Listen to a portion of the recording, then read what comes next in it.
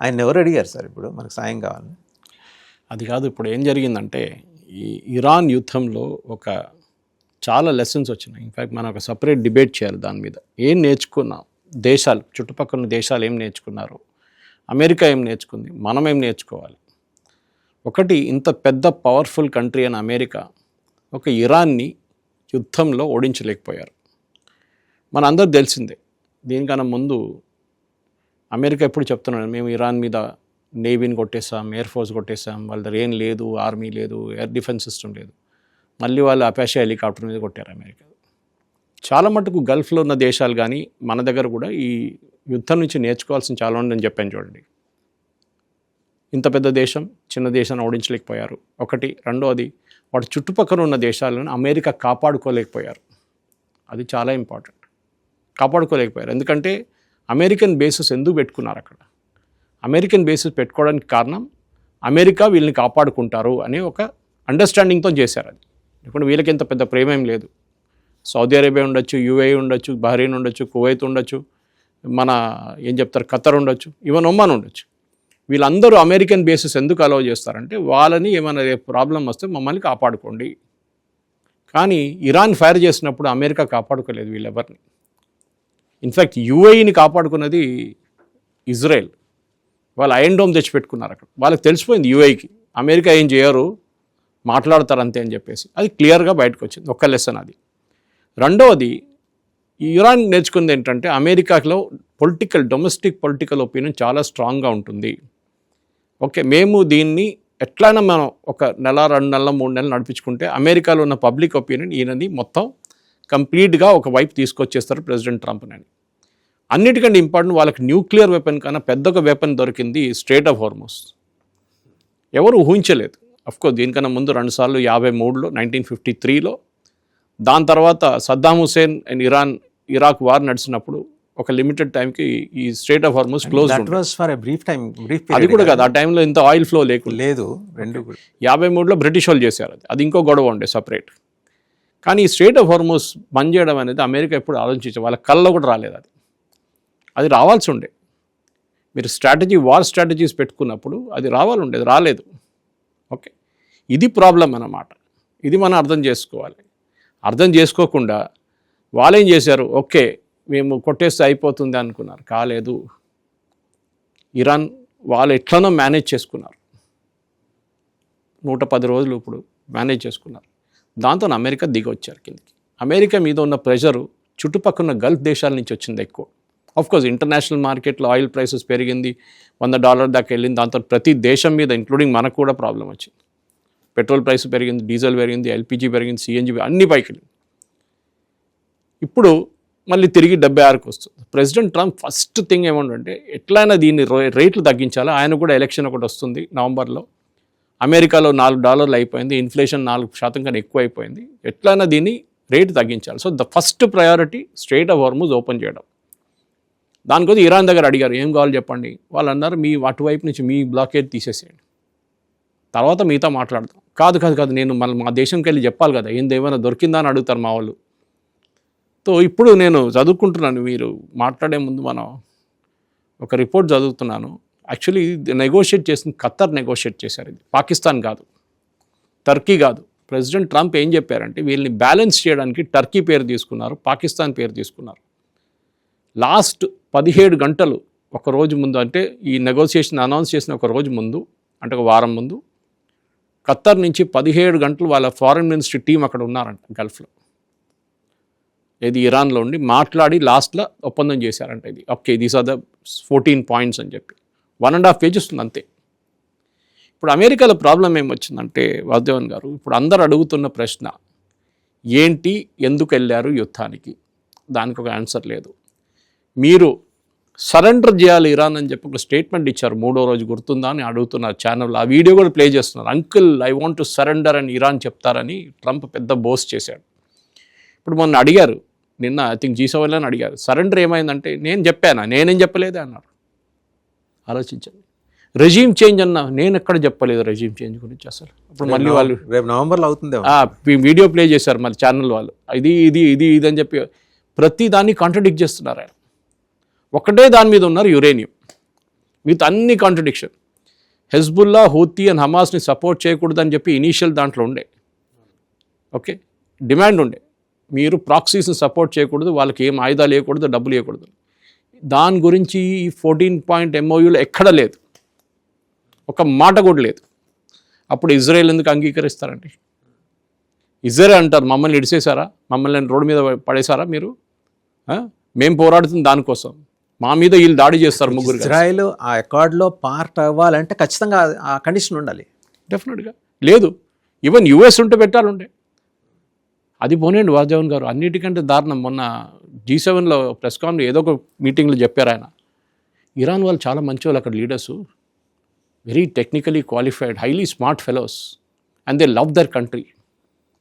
ఏది యుద్ధం మొదలైనప్పుడు terrorist leaders వీళ్ళని మొత్తం ఖతం చేయాలి, వీళ్ళు రెజ్యూమ్ తీసేసేయాలి, సివిలైజేషన్ని ఖతం చేసేసేయాలి అని చెప్పిన మనిషి ఇప్పుడు అంటున్నాడు. అప్పుడు ఇరానియన్ ప్రజలు ఏమంటారండి? ఇప్పుడు ప్రెసిడెంట్ ట్రంప్ గారు, మీరే మమ్మల్ని అన్నారు రోడ్డు మీదకి వచ్చి డెమాన్స్ట్రేషన్ చేయండి, ఈ రెజ్యూమ్ని మార్చేద్దాం, ఓకే, ఈ అయతోల్లాలు, ఈ గిమేనీలు ఎవరు ఉండకూడదు, IRGC ఉండకూడదు, మీరు రండి, నేను సపోర్ట్ చేస్తాను మిమ్మల్ని అని చెప్పిన మనిషి, help is on the way అని చెప్పిన మనిషి ఇప్పుడు అంటున్నాడు ఇరానియన్ రెజ్యూమ్ చాలా మంచి రెజ్యూమ్, వాళ్ళతో మీరు సంబంధాలు మనం మెయింటైన్ చేసుకోవాలి.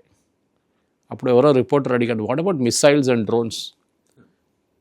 అరే వాళ్ళు మిసైల్స్ అండ్ డ్రోన్ పెట్టుకుంటే ఏం ప్రాబ్లం అని అంటున్నాడు. ఇప్పుడు ఏది ఇదే ట్రంప్ అన్నాడు డిస్ట్రాయ్ చేయాలని చెప్పి. లాజిక్ ఏంటి? సౌదీ అరేబియా దగ్గర మిసైల్స్ ఉంది కదా, అప్పుడు ఇరాన్ కూడా పెట్టుకోవాలి కదా మిసైల్స్. అప్పుడు రేపు వీళ్ళు అంటారు US దగ్గర యురేనియం ఉంది కదా, మేము కూడా పెట్టుకోవచ్చు, అదే లాజిక్ పెట్టుకోవచ్చు కదా.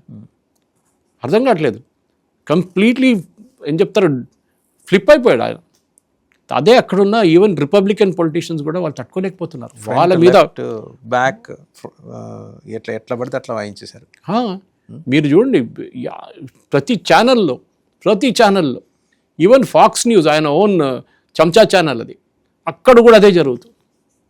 దారుణమైన పరిస్థితి. ఆమె చెప్తున్నది వాజాన్ గారు, అందరు కామెంటేటర్స్, పొలిటికల్ కామెంటేటర్స్ ఏమంటున్నారంటే ఛానల్లో, this is the biggest American policy failure, foreign policy failure in recent times.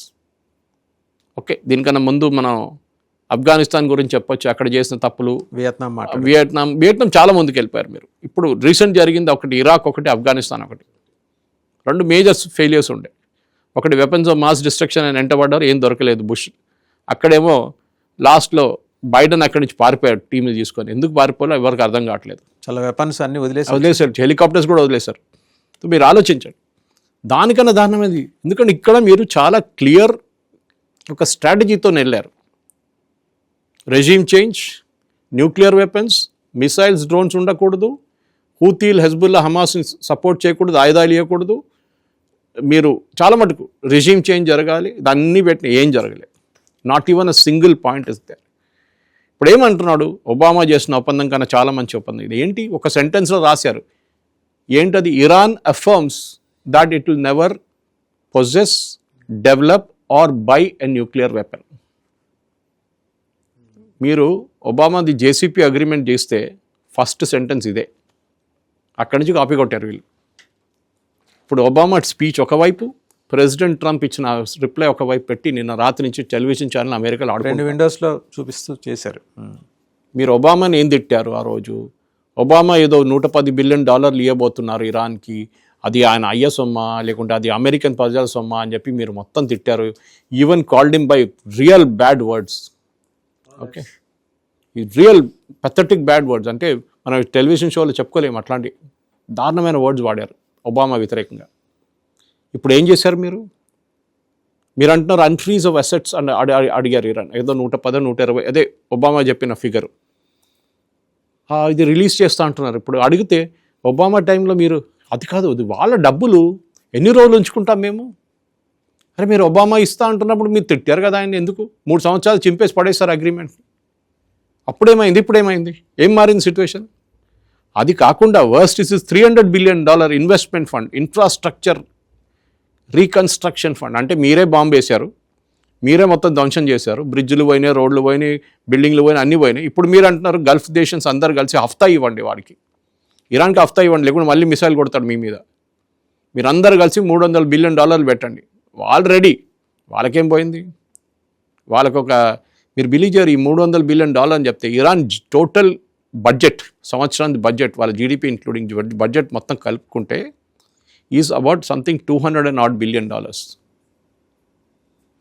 మీకు 300 బిలియన్ ఒక సంవత్సరం బడ్జెట్ మీకు ఫ్రీగా ఇచ్చేస్తున్నారు. అది వాళ్ళు తీసుకెళ్ళి హూతీలు, హమాస్ అంతా అందరికి పంచిపెట్టేస్తారు గ్యారంటీ. దాంట్లో ఒక 50 బిలియన్ పక్కన పెట్టి మీరు అందరికి ఇచ్చేస్తాడు. అప్పుడు అడిగితే నాకేం తెలియదు, నేనేం చెప్పలేదు, ఎవడో ఇస్తున్నాడు, నేనేం చేయాలి? అరే మీరు పెట్టండి ఆ ప్రెషర్, నోబడీ విల్ ఇన్వెస్ట్. మీరే కదా శాంక్షన్ పెట్టారు ఇరాన్ మీద, దట్ ఇరాన్ దగ్గర రాయిల్ కొనకూడదు, ఇరాన్ దగ్గర మన దగ్గర చాబార్ ఫోర్ట్ మనం చెప్పినప్పుడు చాబార్ ఫోర్ట్ చేయకూడదు, ఇరాన్ దగ్గర ఏం చెప్తారు ఏం కొనకూడదు, ఆయిల్ పోనీయండి, మీకు ఏ ట్రేడ్ కూడా చేయవద్దు ఇరాన్తో.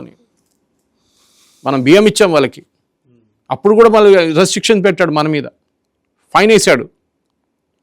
అరే ఇప్పుడేమైంది? మీ దానికి వచ్చినప్పుడు మీకు ప్రాబ్లం లేదు, మిగతా వాళ్ళు చేయకూడదు. సో ప్రెసిడెంట్ ట్రంప్ ఆయన బిగ్గెస్ట్ ఫారిన్ పాలసీ ఫెయిలియర్ ఇది. ఫారిన్ పాలసీలో ఆయన ఇప్పుడు దాకా అమెరికా చూడలేదు ఇట్లాంటి ఫెయిలియర్. ఇప్పుడు అందరు కలిసి దాని మీద నడుస్తుంది, గేమ్ నడుస్తుంది. వాసుదేవన్ గారు చూడండి, ఇప్పుడు జరగబోయేది నెక్స్ట్ ఎలక్షన్ పక్కన పెట్టండి, అది ఎట్లయినా ఓడిపోతారు mid term polls. Next presidential poll పాపం జేడీ వ్యాన్స్ దానికోసం చూడండి ఆయన పంపిస్తున్నాడు సంతకం చేయడానికి.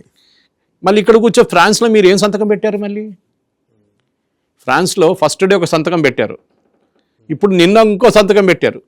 అర్థం కాదు, మీరు మళ్ళీ అంటారు వ్యాన్స్ అక్కడే సంతకం పెట్టి, ఒకటే కాగితం ఇది, ఒకటే కాగితం మీద మూడు సార్లు సంతకం పెడతారు ఎవరైనా?